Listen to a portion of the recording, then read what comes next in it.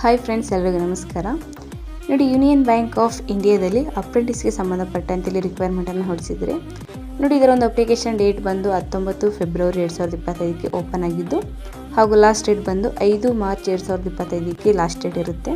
ವೇಕೆನ್ಸಿನ ನೋಡೋದಾದರೆ ನೀವು ನೋಡ್ಬೋದು, ಆಲ್ ಓವರ್ ಇಂಡಿಯಾದಲ್ಲಿ ಇವರು ಕಾಲ್ಫಾರ್ಮ್ ಮಾಡಿದ್ದು ಕರ್ನಾಟಕದಲ್ಲಿ 305 ಸೀಟನ್ನು ಇವರು ಕಾಲ್ಫಾರ್ಮ್ ಮಾಡಿದ್ದಾರೆ.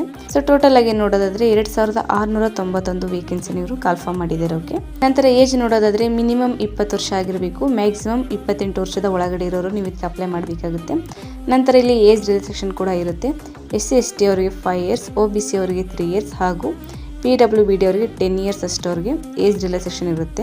ನಂತರ ಎಜುಕೇಷನ್ ಕ್ವಾಲಿಫಿಕೇಶನ್ ನೋಡೋದಾದ್ರೆ ಅಂಗೀಕೃತ ವಿಶ್ವವಿದ್ಯಾನಿಲಯದಿಂದ ಪದವಿಯನ್ನು ಮಾಡಿರೋರು ನೀವು ಇದಕ್ಕೆ ಅಪ್ಲೈ ಮಾಡ್ಬೋದು.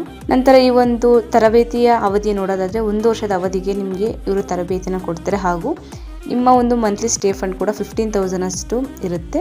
ಸೆಲೆಕ್ಷನ್ ಪ್ರೊಸೀಜರ್ ನೋಡೋದಾದರೆ ನಿಮಗೆ ಇಲ್ಲಿ ಆನ್ಲೈನ್ ಎಕ್ಸಾಮನ್ನು ಮಾಡಿ ನಂತರ ನಿಮ್ಮೊಂದು ಸೆಲೆಕ್ಷನ್ ಮಾಡ್ತಾರೆ. ಮೊದಲನೇದಾಗಿ ನಿಮಗೆ ಎಕ್ಸಾಮ್ ಸ್ಟ್ರಕ್ಚರ್ ಹೇಗಿರುತ್ತೆ ಅಂತ ನೋಡೋದಾದರೆ ಜನರಲ್ ಅಥವಾ ಫಿನಾನ್ಷಿಯಲ್ ಅವೇರ್ನೆಸ್ಗೆ ಸಂಬಂಧಪಟ್ಟಂತೆ 25 ಕ್ವಶನ್ ಇರುತ್ತೆ, 25 ಮಾರ್ಕ್ಸ್ ಇರುತ್ತೆ. ಜನರಲ್ ಇಂಗ್ಲೀಷಲ್ಲಿ 25 question, 25 marks. Quantitative and reasoning ಆ್ಯಪ್ಟಿಟ್ಯೂಡಲ್ಲಿ 25 ಕ್ವಶನ್, 25 ಮಾರ್ಕ್ಸ್ ಇರುತ್ತೆ. ಕಂಪ್ಯೂಟರ್ ನಾಲೆಡ್ಜ್ ಸಂಬಂಧಪಟ್ಟಂತೆ 25 ಕ್ವಶನ್ ಇರುತ್ತೆ, 25 ಮಾರ್ಕ್ಸ್ ಇರುತ್ತೆ. ಸೊ ಟೋಟಲ್ ಆಗಿ 100 ಕ್ವಶನ್ ಇರುತ್ತೆ, 100 ಮಾರ್ಕ್ಸ್ ಇರುತ್ತೆ.